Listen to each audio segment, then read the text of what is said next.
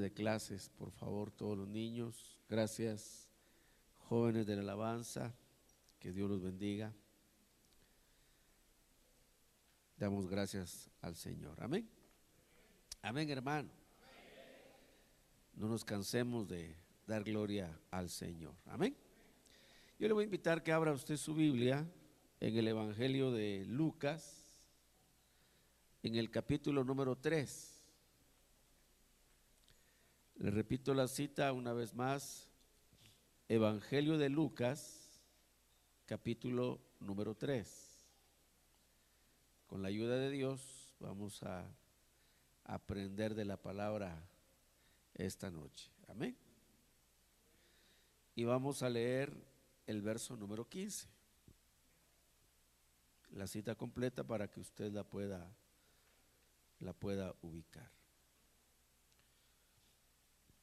Dice el verso número 15, repito la cita, Lucas 3:15. Como el pueblo estaba a la expectativa y todos se preguntaban en sus corazones acerca de Juan, si no sería él el Cristo. Amén. Dice la Biblia que ya en el final de sus días, Juan está prisionero por causa de haber increpado a Herodes acerca de su relación con Herodías, y públicamente Juan lo había confrontado. Entonces, este Herodes manda encarcelar a Juan, dice que cometió muchas, lo dice acá en el verso 19, si usted 18, si me sigue. Dice, y también con muchas otras exhortaciones, Juan anunciaba las buenas nuevas al pueblo.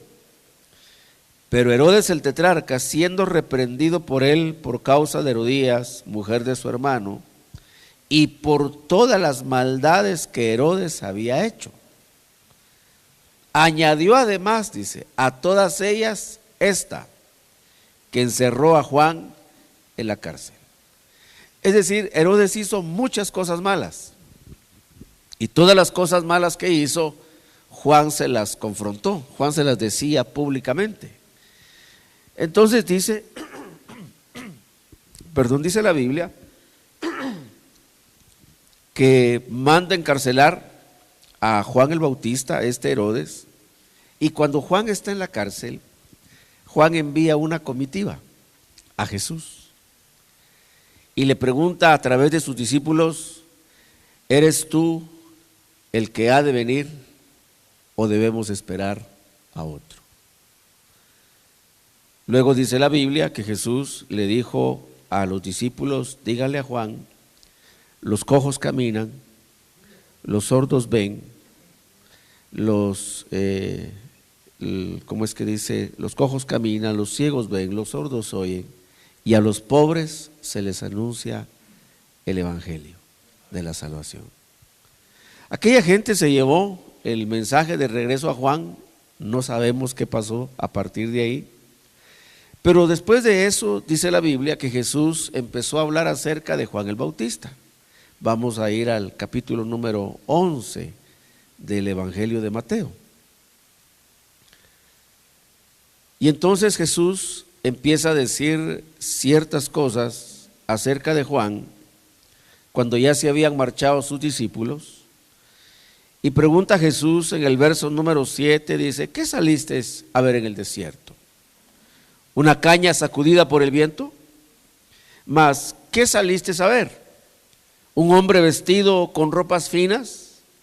Mirad, los que usan ropas finas están en los palacios de los reyes. ¿Pero qué saliste a ver? A un profeta. Sí, os digo, y uno que es más que un profeta. Verso 10. Aquí me interesa que empecemos a detenernos con algunos minutos necesarios. Dijo Jesús, este es de quien está escrito, he aquí yo envío mi mensajero delante de tu faz, quien preparará tu camino delante de ti. Amén. ¿Y qué recurso tenía Juan para preparar el camino a Cristo? Bueno, dice la Biblia, y de eso es que quiero ponderar algunas ideas para dejarle una enseñanza que lo fortalezca.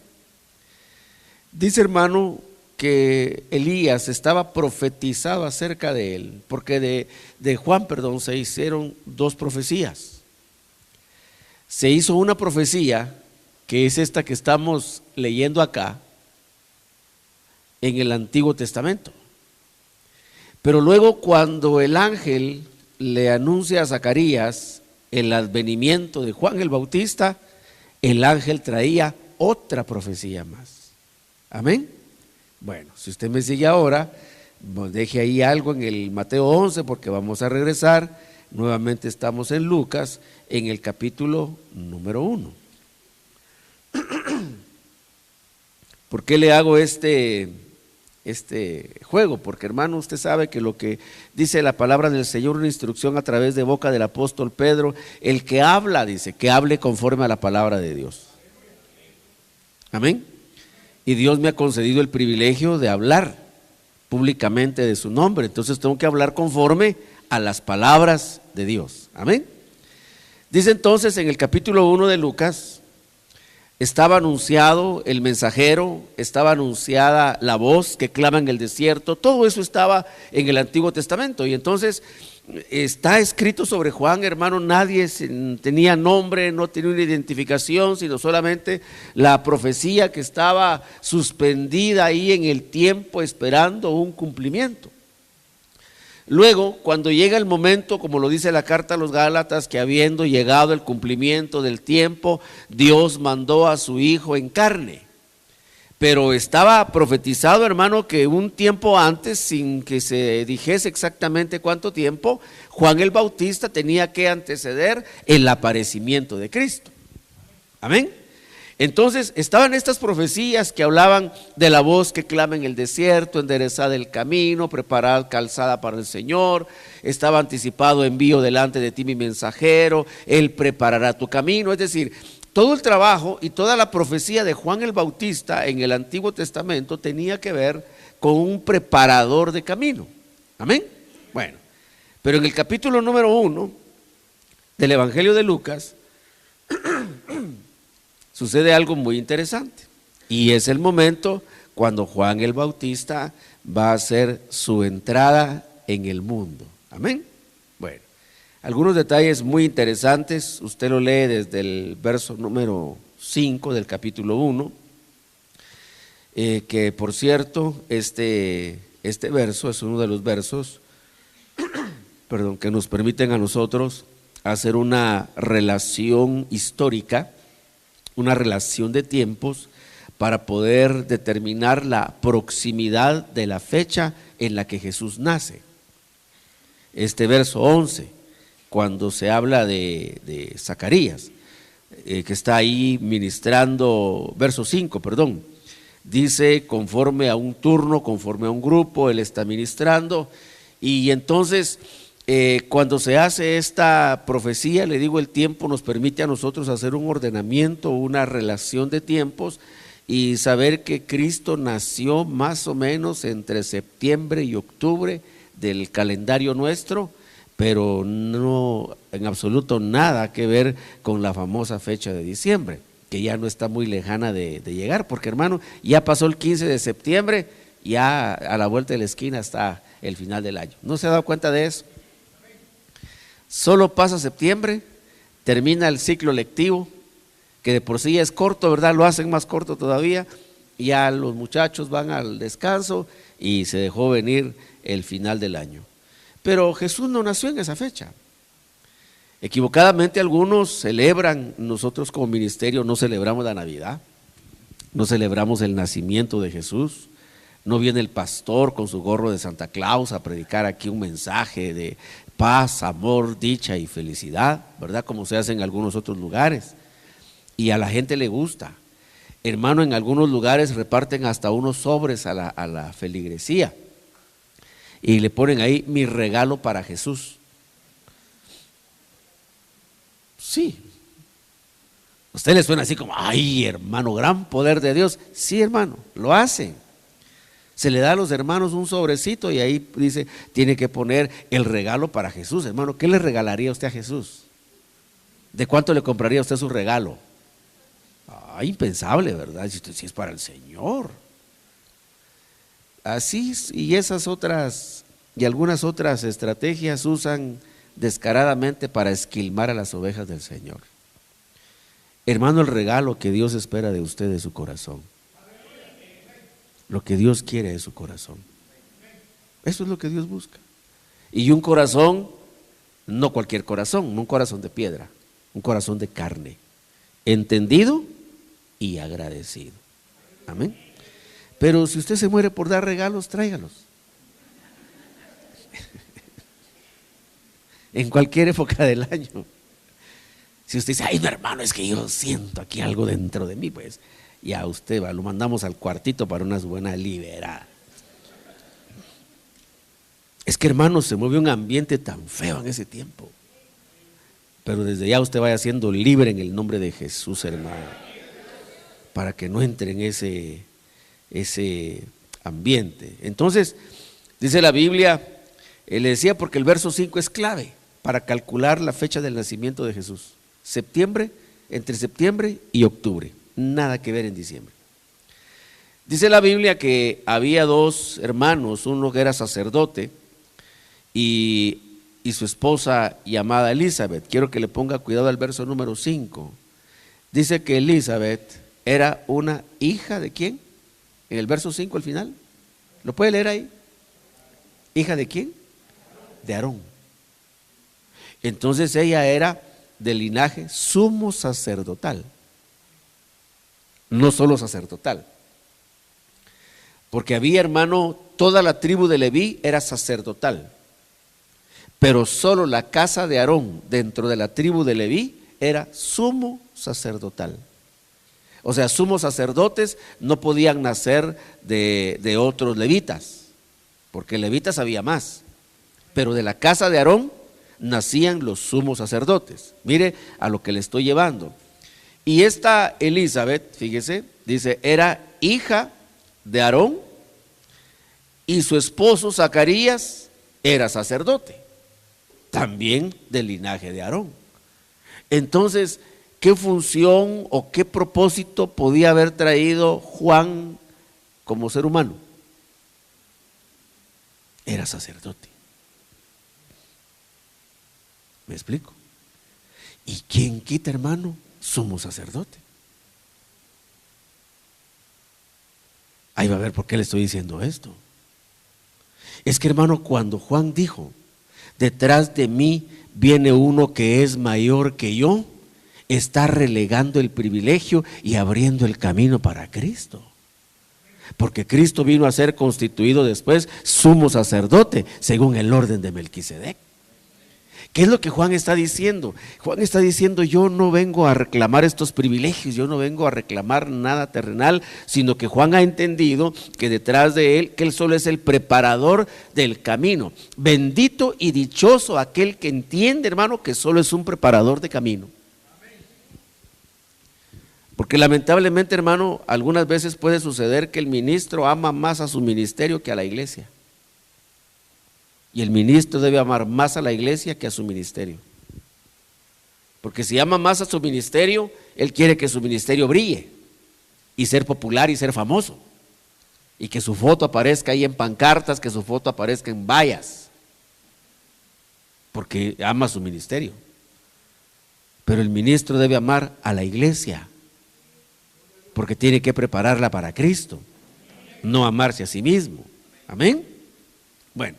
Entonces estaban estos dos, dice, y de pronto aconteció en el verso número 8, Zacarías ejercía su ministerio. ¿Y qué ministerio, qué privilegio le había tocado ese día al hermano Zacarías? Pues le había tocado ministrar el incienso, incensar en el altar del incienso. Yo creo que la mayoría, quizá no, voy a hacer un pequeñito resumen de esto por si usted no tiene todo el seguimiento de esto, hemos enseñado algunas otras veces. En el tabernáculo de Moisés, tabernáculo de Dios, pero erigido por Moisés, había dos altares. El altar de los holocaustos, que estaba al cruzar la puerta, y el altar del incienso que estaba delante del segundo velo, frente al arca, pero separados por el velo, por el segundo velo. Entonces, aquí en el altar de los sacrificios o altar de los holocaustos, ahí era donde se presentaban todas las víctimas, ahí se ponían sobre el fuego, ahí se quemaban y ahí se elevaban los holocaustos. De las brasas del altar de los sacrificios llenaban un incensario, y a ese incensario el sacerdote le añadía 2 puñados de incienso preparado de una manera especial. Un incienso del cual dijo el Señor que ese incienso no se podía preparar para usos profanos, para usos comunes. Porque, hermano, no cabe duda que el aroma de ese incienso ha de haber sido una cosa deliciosa. Yo no sé si al día de hoy, no he investigado ese extremo, no sé si al día de hoy, hermano, se conseguirán los ingredientes exactos como dice ahí el Antiguo Testamento. Probablemente sí, ¿verdad? Porque, hermano, los judíos están haciendo cosas tremendas, hermano. Circula una noticia por las redes sociales, aunque yo le he aconsejado, todo eso hay que tomarlo con cierta cautela, hermano, ¿verdad? No como palabra escrita en piedra, sino con cierta cautela. Pero circula en las redes sociales la noticia de que ya los israelitas actuales nombraron al sumo sacerdote. Y hace un tiempo atrás, hermano, circuló la noticia que genéticamente habían podido hacer modificaciones y que habían logrado reproducir la vaca alazana o vaca bermeja, como se dice en otra parte. Entonces, también, hermano, no sería extraño que de pronto apareciera la noticia y dijeran, mire, ya se tienen todos los ingredientes exactos, como dice el libro de Levítico o el libro del Éxodo, para preparar el incienso de la presencia de Dios. Entonces, ese incienso, se tomaban brasas del altar de los holocaustos, se colocaban en el incensario, el sumo sacerdote o el sacerdote en turno colocaba 2 puñados de ese incienso allá frente al altar del incienso y empezaba a incensar. Yo sé que usted ha visto, hermano, esto probablemente cuando usted estuvo dentro de la religión tradicional grandota y quizá usted se vistió de púrpura o no sé, pero usted ve que ponen a unos personajes que van haciendo esto. Bueno, esa figura está tomada del Antiguo Testamento. Si se quiere formar una idea de qué es incensar, eso es incensar. O usted fue incensador, no sé. Lo importante es que ahora usted ya le entregó su vida a Cristo, ¿verdad? Y ahora usted ya entendió cuál es la gracia y la misericordia de Dios. Aleluya. Es una ofrenda de palmas a Jesús.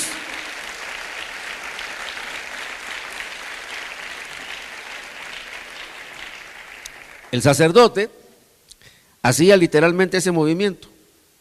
Hay una catedral muy famosa en España, no recuerdo el nombre, en donde tienen un incensario, voy a decir gigantesco comparativamente hablando, y está suspendido del techo. Y ahí colocan incienso para cierta época, cierta celebración, no recuerdo todos los datos, hermano, y mueven de extremo a extremo y va dejando ese humo. Bueno, sale porque eso es incensar. Entonces el sacerdote, frente al altar del incienso, por eso se le llamaba así, incensaba. Y ese aroma que se elevaba del incienso, que era preparado con 4 ingredientes específicos, se elevaba, entraba hasta el lugar santísimo, y ese incienso representaba, según lo que dice la Escritura, las oraciones justas. Hermano, cuando usted alaba a Dios, cuando usted adora a Dios, cuando usted, hermano, le da gracias a Dios, usted está elevando incienso para Dios, un aroma que llega hacia Dios. Por eso, hermano, lo delicado de nuestra alabanza y nuestra adoración. Porque es el momento cuando nosotros, conducidos por el director, los cantores, los músicos y todos los que tienen que ver en la actividad de alabanza, dirigen como que si estuviéramos presentando el incienso. Dice la Biblia, creo que es Apocalipsis 8, que cae un incensario, porque en el cielo hay un incensario, hermano, incensando en este momento. El incensario tipifica la intercesión. Y la Biblia dice que Cristo es un intercesor que intercede por nosotros las 24 horas del día, los 365 días del año. Pero en Apocalipsis 8, el incensario cae a la tierra con todo y sus brasas y se convierte en un terrible juicio sobre toda la humanidad. ¿Sabe por qué nosotros no hemos sido consumidos? Porque Cristo está incensando como sacerdote en la presencia de Dios. Entonces, cuando usted ora, cuando usted adora, cuando usted alaba, cuando usted levanta sus manos, cuando hace acción de gracias, hermano, es como ese incienso que se eleva. Bueno, dice la Biblia, Zacarías le había tocado el turno de incensar. Estaba ejerciendo su ministerio, estoy en el verso 8, su ministerio sacerdotal delante de Dios. Dice, había sido escogido, voy un poquito rápido por estas citas. Verso 10, y toda la multitud del pueblo estaba afuera orando a la hora de la ofrenda del incienso. Ahí está la relación, mire. Entonces la gente decía, ¿a qué hora es la hora de incensar? Le daban el horario. Entonces la gente llegaba, como la gente lega, la gente común no podía entrar al templo. Hermano, nosotros tenemos un gran privilegio, de veras. Imagine que usted viene al culto, pero aquí al culto solo podemos entrar el pastor y los ancianos. Y usted allá afuera en el parqueo, hermano, esperando que nosotros hagamos culto. Para que al salir nosotros le digamos, bueno, sí sentimos la presencia de Dios, váyanse bendecidos a su casa. Y usted se va a su casa bendecido. Aquí no, hermano. Mire, usted entra como Juan por su casa, hermano, a sus anchas, y puede levantar sus manos y puede adorar a Dios y puede orar a Dios y darle gracias y bendecirlo, aleluya. Por eso fíjese, hermano, que a mí me cuesta entender por qué a veces a los hijos de Dios no nos preocupa perdernos el culto a Dios.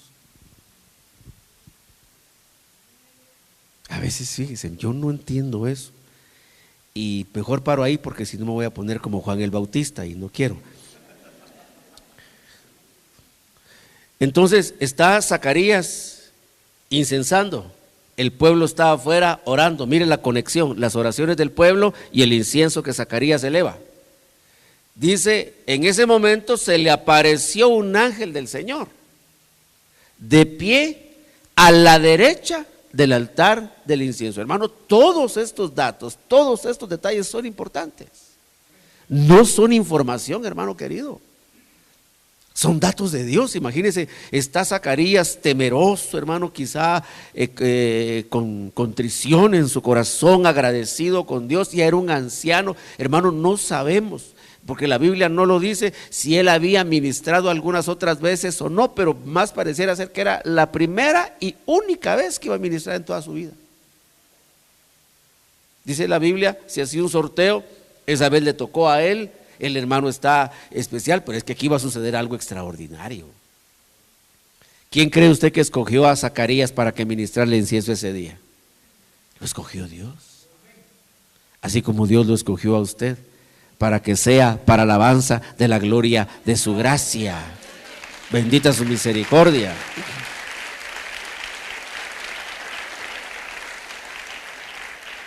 Hermano, yo siempre he considerado que la primera persona que se convierte en una familia tiene un privilegio muy grande.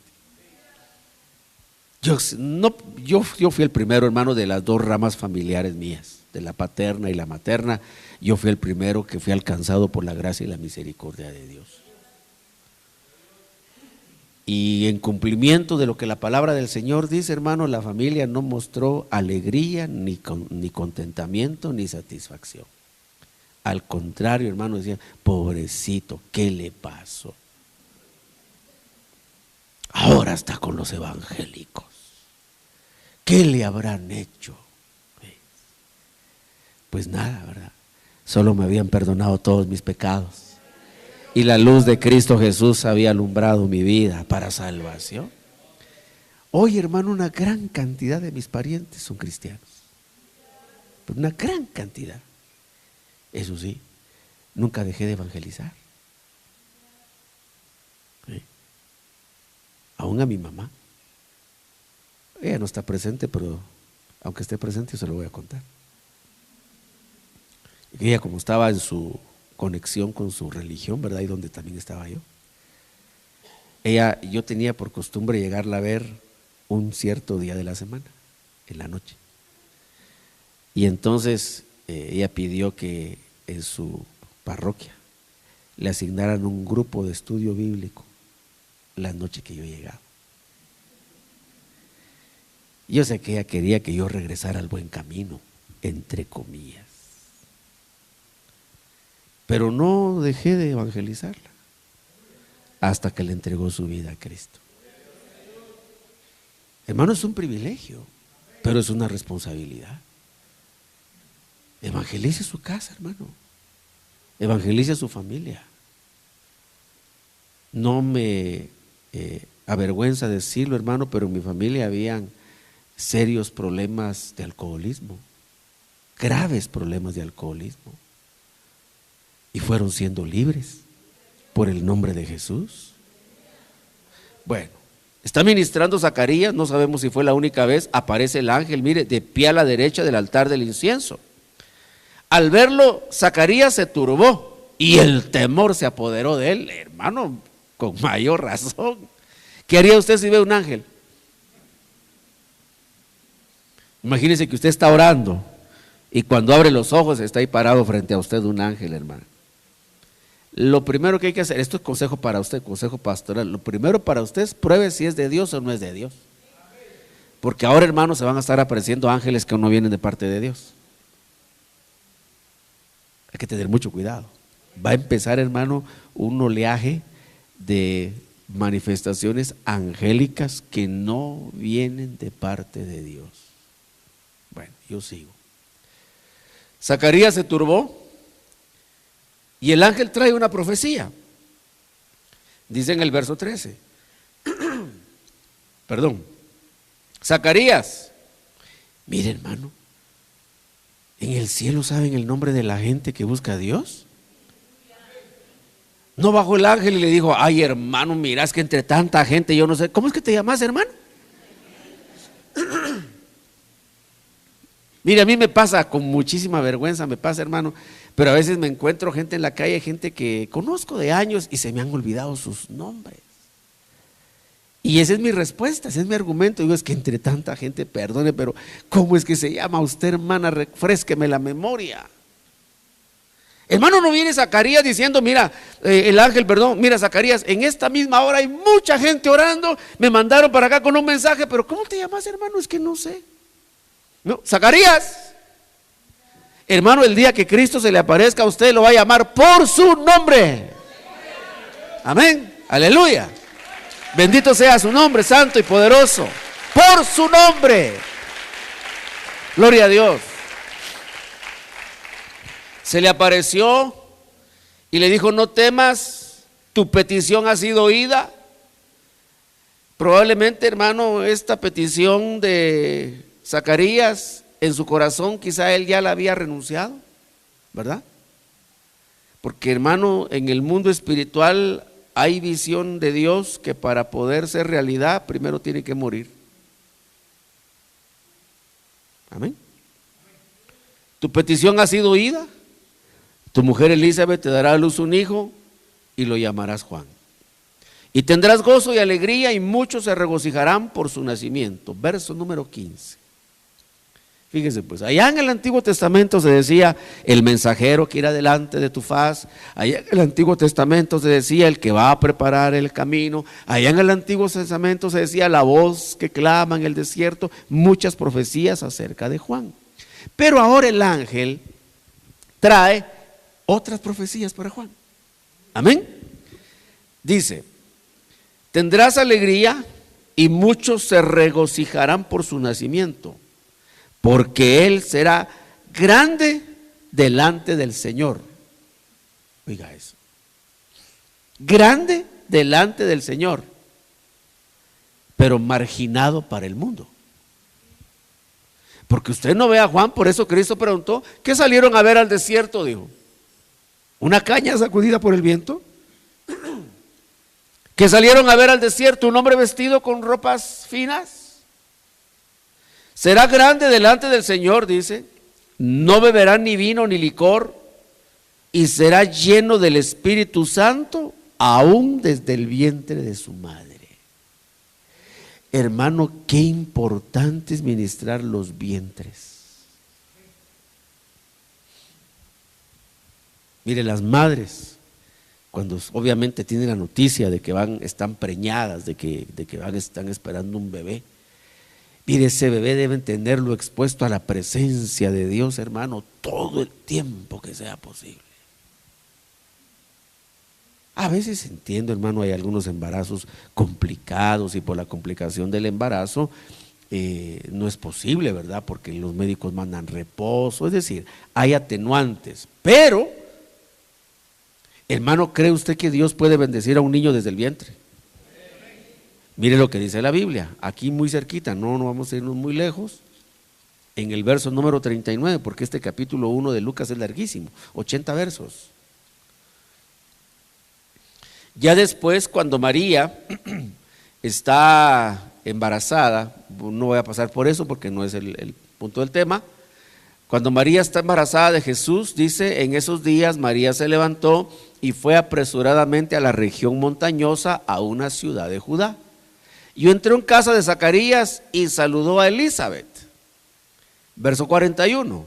Y aconteció que cuando Elizabeth oyó el saludo de María, la criatura saltó en su vientre. ¿Y por qué saltó? Ahí lo dice. ¿Por qué saltó?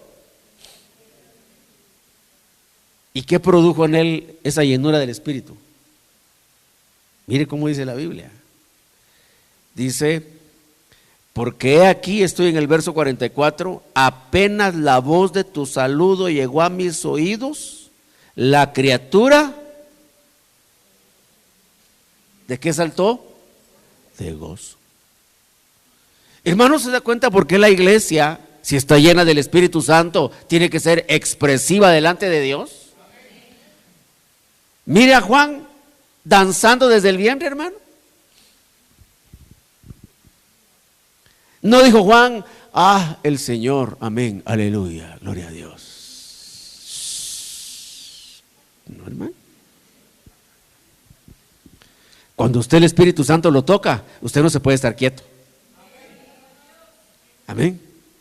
Fíjese, y no oyó la voz de él, la oyó la madre. Por eso es que las madres deben oír bendición, los esposos deben bendecir a sus hijos, porque por los oídos de la madre llega la noticia hasta el bebé que está en el vientre. Por eso le decía, la madre debe hacer culto a Dios, oír palabra, porque por sus oídos está siendo ministrado el bebé que está ahí adentro.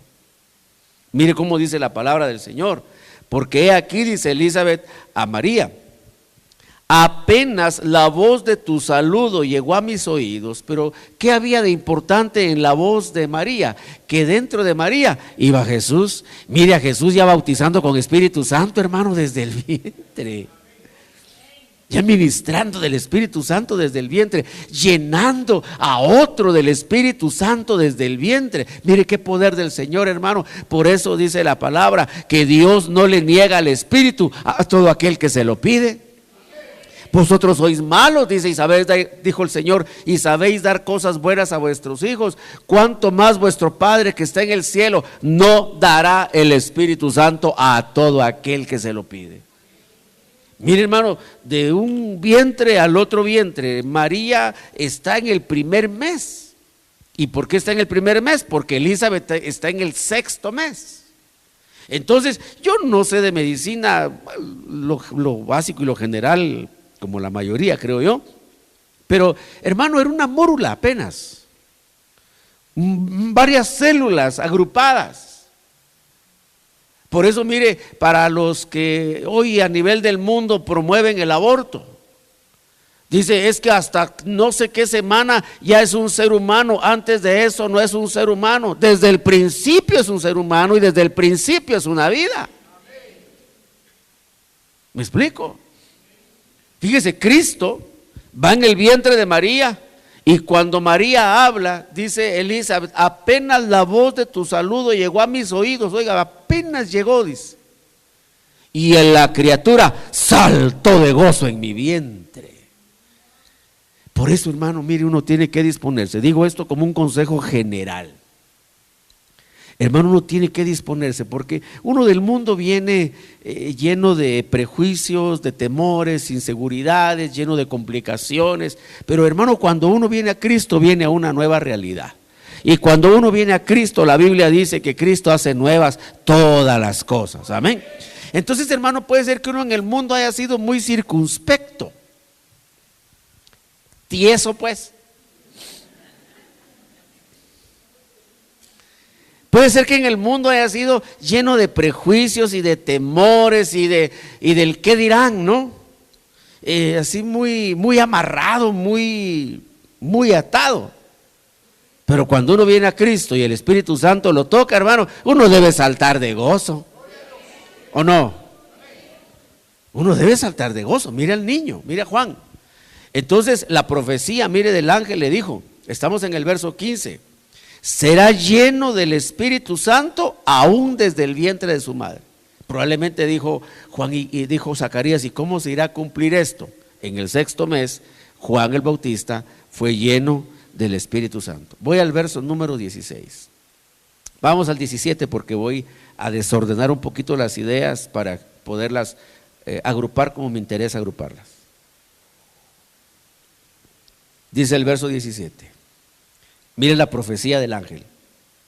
Repito, el Antiguo Testamento decía, Él preparará calzada, la voz que clama en el desierto, mi mensajero que irá delante de tu faz, Él preparará tu camino. Todo aquello estaba en el Antiguo Testamento, pero ahora el ángel trae la manera como todo esto se va a cumplir.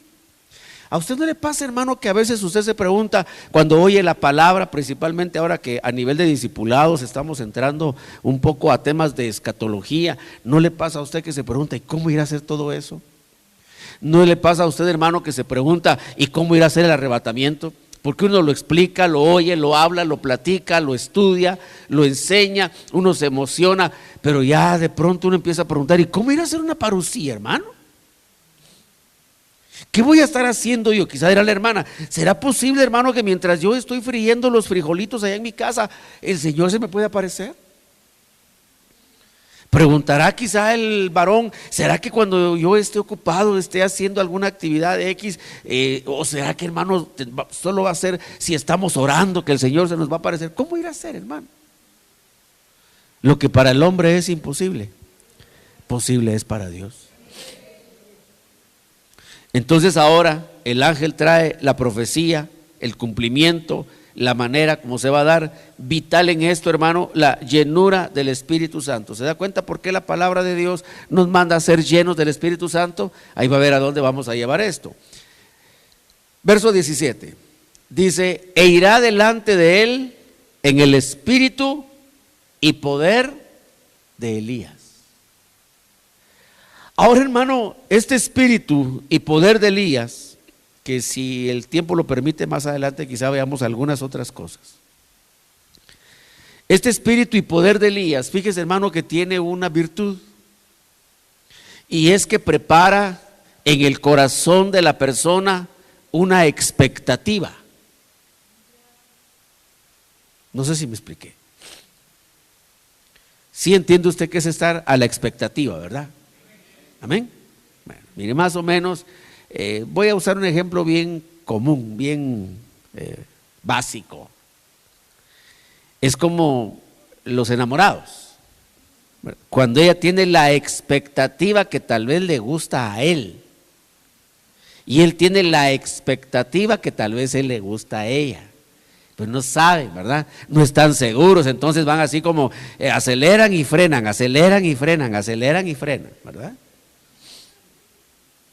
Luego principian un romance y a cierto tiempo del romance ella tiene la expectativa que él le va a pedir matrimonio, y él está a la expectativa si de repente le dice sí o le dice no, porque, hermano, ha pasado de novias que cuando les proponen matrimonio salen huyendo, porque han vivido unas experiencias de matrimonio en sus hogares que no quieren saber nada de casamiento, solo quieren tener quien le rasque la cabecita nada más, que le haga piojito. pero no quiere compromisos. Hermano, el poder y el espíritu y poder de Elías empieza a despertar una expectativa de que algo está a punto de suceder. ¿En quiénes? ¿En todos? No, no en todos. Por eso dice la Biblia, usted me acompaña ahora al texto por donde entramos, 3:15, siempre de Lucas. Como el pueblo estaba a la expectativa. ¿Y qué fue lo que provocó esa expectativa? El poder, el espíritu y el poder de Elías, que para este caso, hermano, se estaba personificando en Juan el Bautista. Ahora, esta expectativa, hermano, está antecediendo la primera venida de Cristo. Entonces uno puede preguntarse, hermano, ¿será que en la segunda venida de Cristo también habrá una administración que prepare y despierte una expectativa? Con Biblia en mano yo le puedo decir que sí. Ahí va a ver por qué. Dice la Biblia, mire pues, capítulo 1, Lucas 1, verso 16. Segunda parte de la profecía, no de la que estaba en el Antiguo Testamento, el mensaje que trajo el ángel de manera precisa en ese momento. Verso 16, le dice el ángel a Zacarías, él, es decir, el niño, es decir, Juan el Bautista, hará volver a muchos de los hijos de Israel al Señor su Dios. ¿Lo leemos de nuevo? Hará volver a muchos de los hijos de Israel al Señor su Dios. A muchos, pero no a todos. No sé si me voy a entender.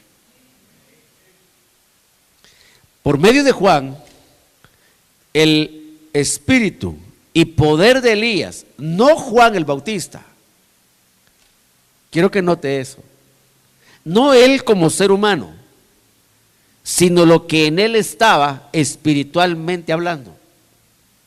Por eso dice, irá delante de él, es decir, delante de Cristo, en el espíritu y poder de Elías.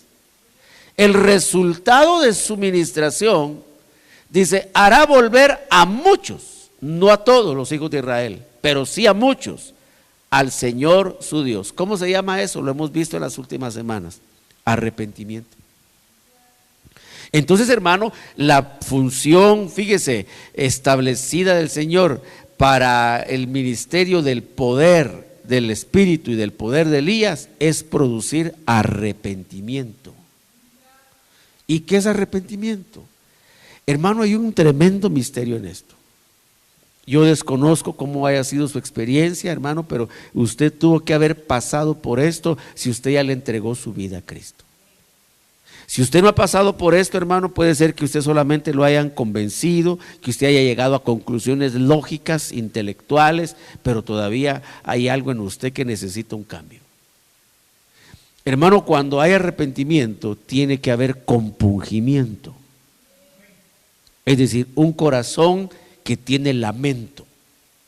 Eso lo vimos hace como un mes, cuando definimos arrepentimiento.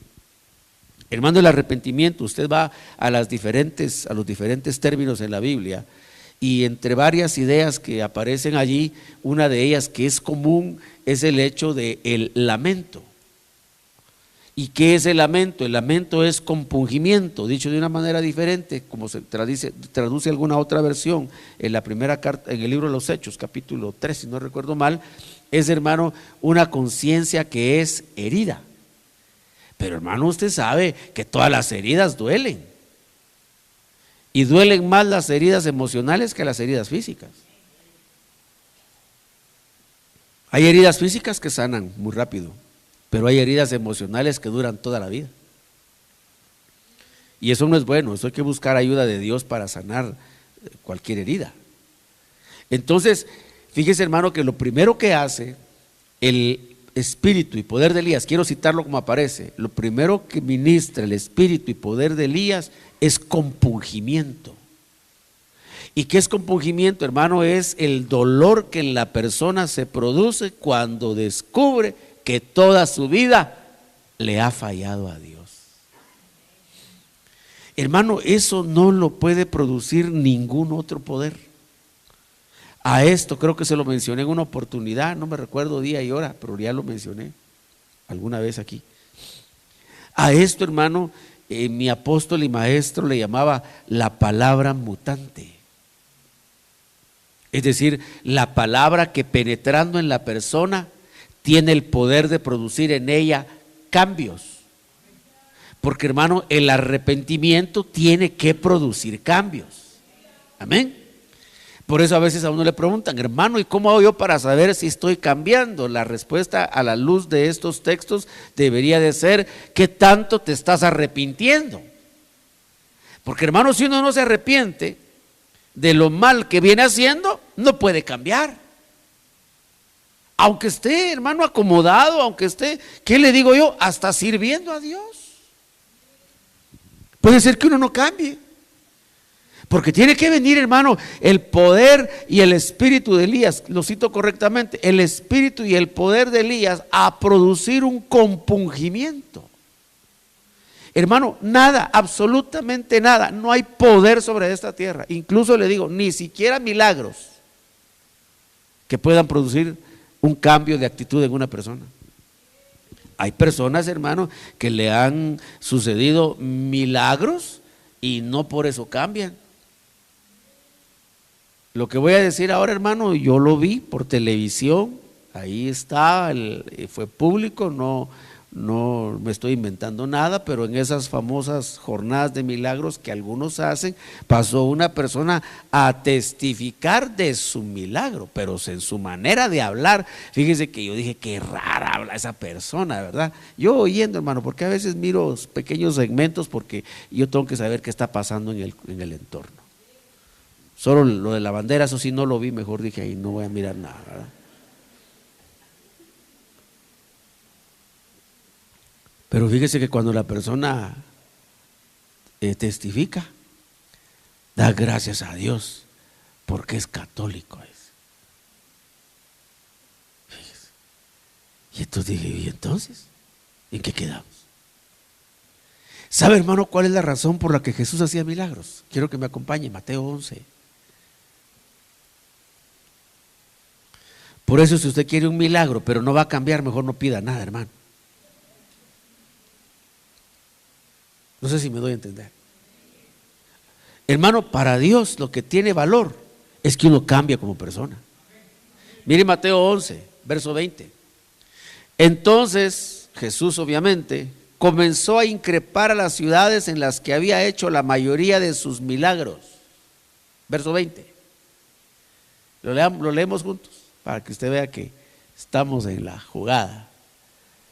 Entonces Jesús comenzó a increpar a las ciudades en las que había hecho la mayoría de sus milagros. Amén. ¿Y cuál fue la razón de increparlos? Porque no se habían arrepentido. Entonces Jesús fue a hacer milagros a las ciudades donde más pecadores había, que son Corazín, Betsaida y Capernaum. Hermano, Jesús no fue a vivir a Capernaum y eso me da a mí la pauta, fíjese, que entre las tres, la que más pecadores tenía era Capernaum. ¿Por qué? Porque ahí decidió ir a vivir Jesús, para poder ser luz en medio de las tinieblas. Así debería ser la vida nuestra como cristianos, hermano. Así deberíamos ser nosotros como luz en medio de las tinieblas. Quiero que usted note, porque yo le estoy citando la Biblia. Dice, comenzó a increpar a las ciudades en las que había hecho la mayoría de sus milagros. Corazín, Betsaida y Capernaum. Y en Capernaum incluso él estableció su residencia temporal. Dice la palabra, alquiló una casa, y esa casa la utilizó como centro de operaciones. Desde ahí Jesús hacía sus avanzadas evangelizando, anunciando el reino de Dios, sanando, bajaba a las fiestas que estaban establecidas en Jerusalén y regresaba nuevamente a hospedarse en la casa de Capernaum. Ese era su centro de operaciones. De ahí de la casa de Capernaum salió al mar, caminó sobre el agua, regresó, multiplicó el pan. Bueno, y todo lo que usted ve en los evangelios lo hizo el Señor saliendo desde Capernaum. Pero mire esto, ¿por qué el Señor hizo muchos milagros en esas ciudades? Para que se arrepintieran. ¿Y cuál fue el resultado? Dice la Biblia, hermano, que no se arrepintieron. Hermano, la gente, por ver sobrenaturalidades, la gente no se va a arrepentir necesariamente. Por eso es que usted ve usar ese poder, en algunos casos incluso engañoso, hermano, pero más para elevar la personalidad del individuo, más que para producir un arrepentimiento. No sé si me explico, hermano. Entonces, señal o testimonio o evidencia de donde hay más milagros, ahí hay más gente santa, eso no es verdad. Que donde más milagros hay, ahí hay más espiritualidad, eso no es verdad. Miren lo que dijo el Señor: ay de ti, Corazín, ay de ti, Betsaida, porque si los milagros que se hicieron en vosotras se hubieran hecho en Tiro y en Sidón, hace tiempo que se hubieran arrepentido en silicio y ceniza. Hermano, y Tiro y Sidón incluso, fíjese, son tomadas como emblema de paganismo, de idolatría y de terribles males espirituales que son puestas como ejemplos en los libros proféticos. En Isaías se levanta, hermano, una elegía contra Sidón y contra Tiro. Incluso, hermano, cuando se habla del juicio de Luzbel, se le equipara con el rey de Tiro.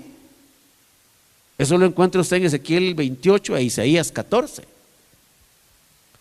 Es decir, con el rey de Tiro, el Señor hizo la prefiguración, hablándole a él, pero está hablando realmente de la terrible caída de Satanás.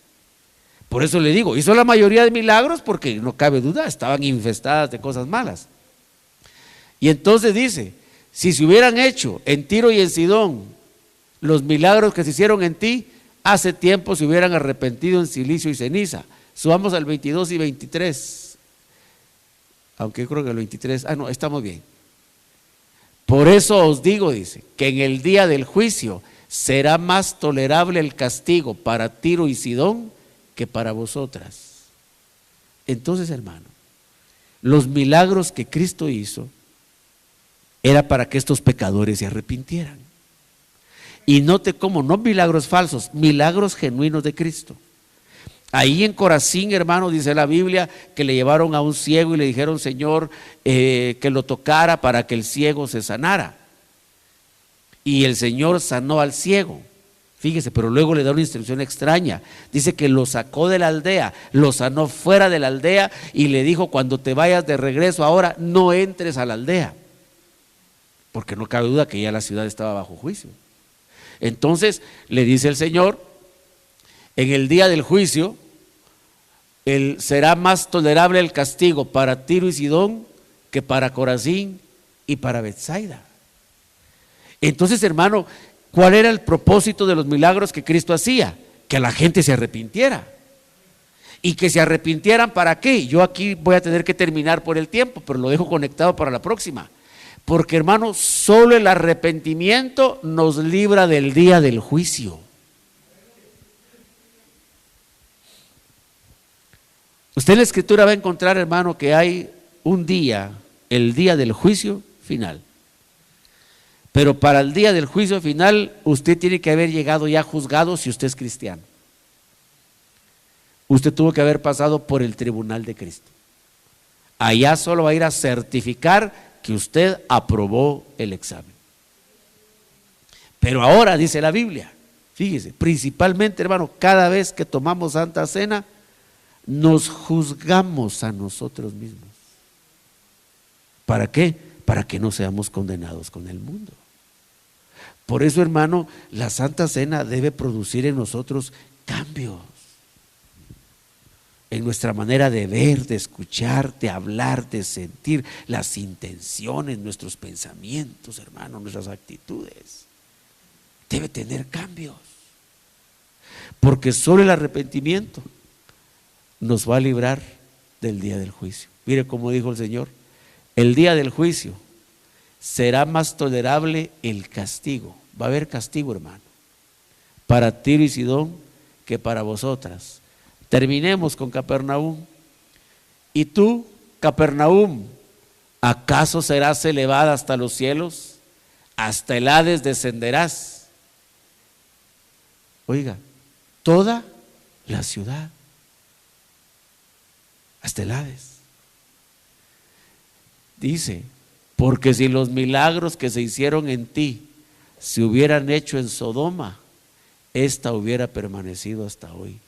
Usted sabe que Sodoma se usa como ejemplo de todos los males sexuales, ¿verdad? De aquí viene la palabra sodomía, que es el término con el que se agrupan todos los desórdenes de tipo sexual. Que, hermano, existen unos que, gloria a Dios, hermano, yo creo que usted ni idea tiene de que existen, y que ya se están practicando aquí en Guatemala, en lugares ocultos. Por eso, hermanos queridos, principalmente los varones, pero también las hermanas, hay que tener cuidado con la pornografía, porque la pornografía provoca un daño interno en la naturaleza espiritual, deja daño. Y, hermano, es como la picadura de un mosquito, deja ahí cosas malas y ahí se quedan hasta que crece lo que ahí se colocó. Ahora usted ve que dice material, dice solo para adultos. ¿Y quién dice que los adultos no se pervierten, hermano? Se pervierten niños, se pervierten jóvenes, se pervierten adultos. Esas famosas redes, hermano, de sociales, hay una principalmente que se está utilizando para eso, que se llama el Snapchat, que publican cosas de triple X, pero la aplicación tiene la capacidad de que se borra en poco tiempo, y ahí, hermano, se va toda la basura. Bueno, lo vamos a dejar ahí porque el tiempo se acaba. Dice el verso 24: sin embargo, digo que en el día del juicio será más tolerable el castigo para la tierra de Sodoma que para Capernaum. Entonces, hermano, hay niveles de castigo. Sí ve esa idea, ¿verdad? Hay diferentes niveles de castigo. Por eso, hermano, es que nosotros tenemos que aprovechar este tiempo cuando el Señor nos llama a arrepentimiento, para ir, hermano, uno ordenando lo que se ha desordenado. El tema, hermano, es el accionar del Espíritu y poder de Elías, pero lo vamos a dejar aquí, vamos a dejarlo para la próxima porque el tiempo ya se nos terminó, pero vamos a tomar esto como la introducción. Amén. Por eso había, fíjese, profecía en el Antiguo Testamento y profecía en el Nuevo Testamento. ¿Cómo opera el espíritu y el poder de Elías? ¿Cuál es el fruto? Para ser un poquito más concreto, ¿cuál es el fruto de la administración? Lo vamos a ver más adelante. Podemos dar una ofrenda de palmas al Señor, hermano, en el nombre de Jesús.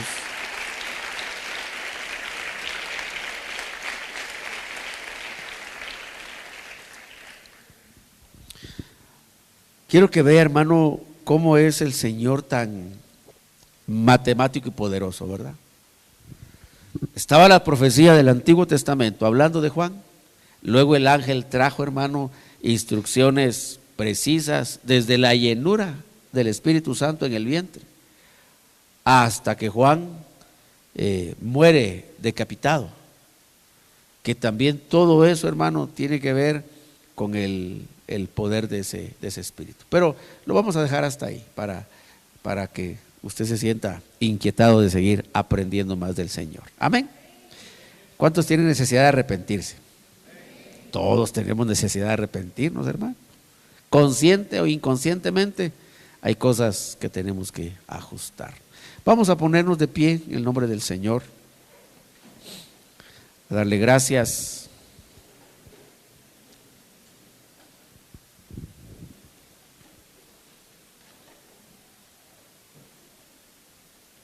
En el nombre de Jesús.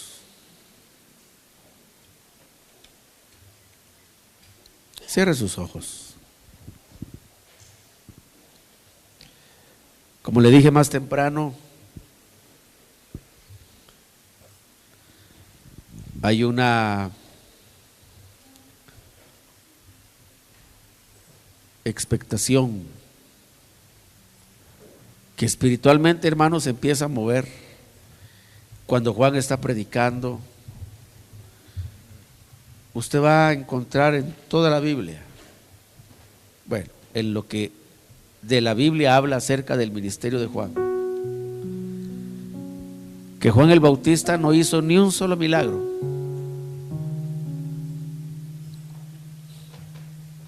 Ni un solo milagro. Y sin embargo, dice la palabra, el pueblo lo tenía por profeta de Dios.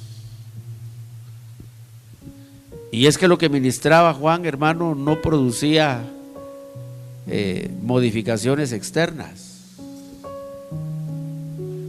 sino producía cambios de actitud.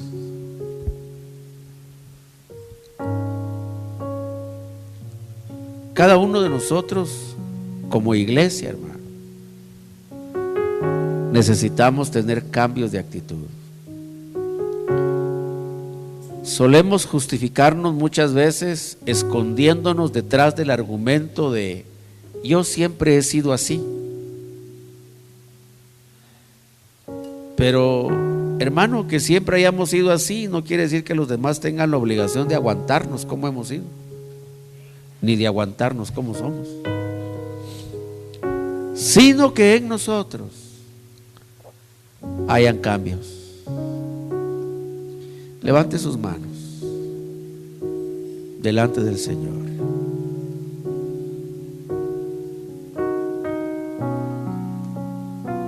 Recuerde que nuestra administración es como la administración del incienso.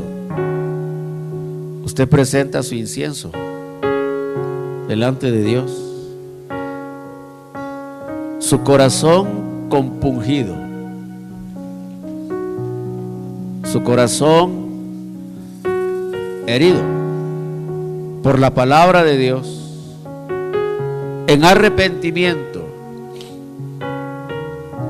delante de su presencia, con el firme propósito de cambiar. Por eso escribió el salmista y dijo: Señor, muéstrame mis errores que me son ocultos. Hazme conocer sabiduría en lo secreto. En el nombre poderoso de Jesús. Sí, Señor.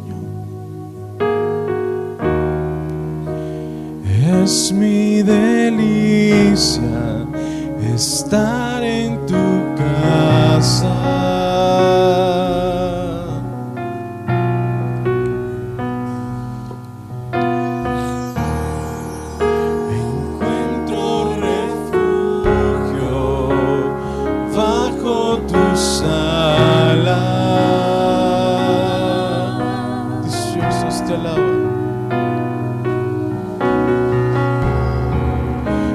Dichosos te alaban.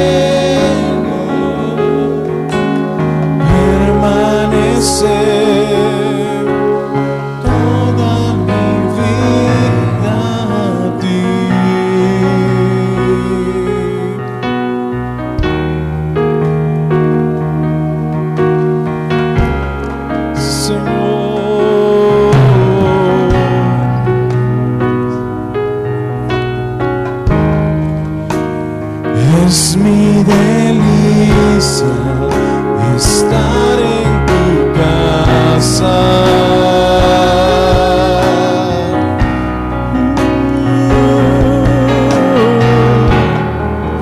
Encuentro refugio bajo tus alas. Dichosos te alaban, Señor. Dichosos te alaban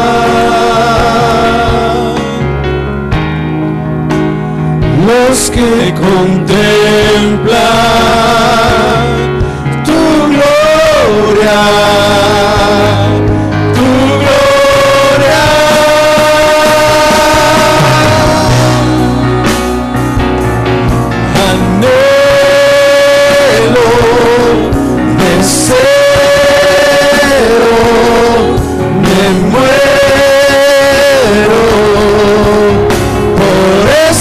Contigo te busco, hoy ruego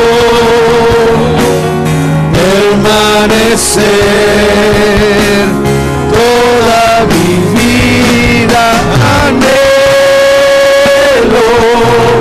deseo, me muero por estar contigo, te busco, hoy ruego permanecer toda mi vida, anhelo, deseo, me muero por estar contigo, te busco, hoy ruego permanecer toda mi vida aquí.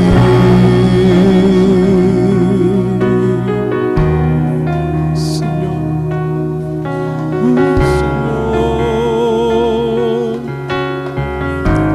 Tu presencia, Señor. Levanta un momento tu voz, un canto de adoración.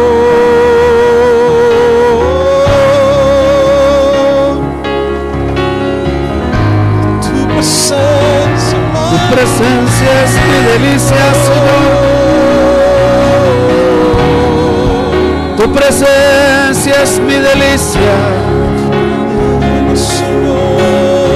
Oh, santo eres tú.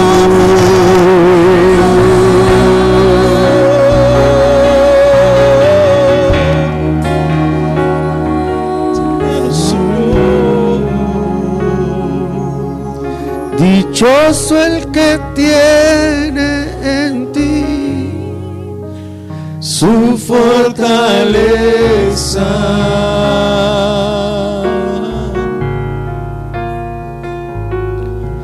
En medio de la aflicción renueva sus fuerzas en ti. Dichoso el que tiene en ti su fortaleza.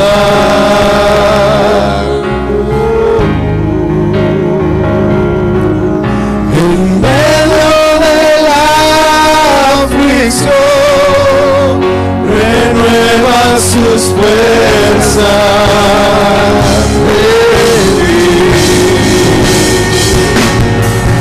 Dichoso el que tiene en ti su fortaleza.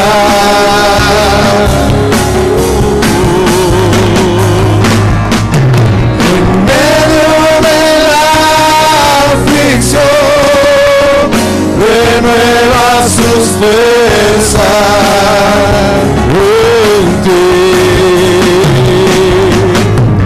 Dichoso el que tiene en ti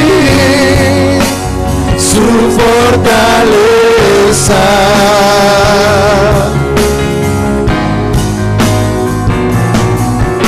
En medio de la aflicción, renueva sus fuerzas en ti.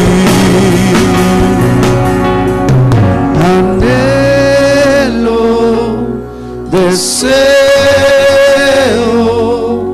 me muero por estar contigo, te busco, hoy ruego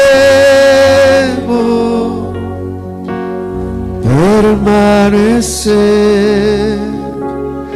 toda mi vida aquí.